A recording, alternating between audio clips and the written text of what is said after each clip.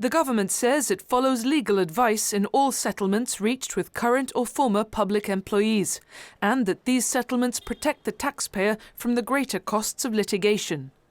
It says the Principal Auditor's report highlights a settlement involving an individual described as a GSLP supporter, but does not mention settlements with people aligned with the GSD, including former government ministers. Number 6 says, the government does not and has never taken political affiliation into account when making these decisions.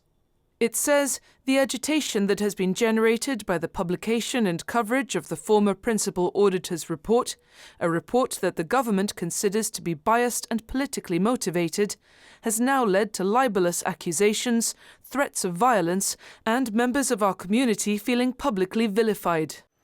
The Chief Minister says the Principal Auditor's report is being unfairly weaponized against the government, and that he treats all individuals of all political parties in the same way. Fabian Picardo says, as a result, however, of the sensationalist nature and language of the former Principal Auditor's biased report, I am now the subject of death threats which I have today reported to the Royal Gibraltar Police. He says, I am confident that we have acted properly in controlling overtime like never before, in resolving issues in the collection of refuse, in properly settling legal claims against the government, and every aspect of our functions as a government.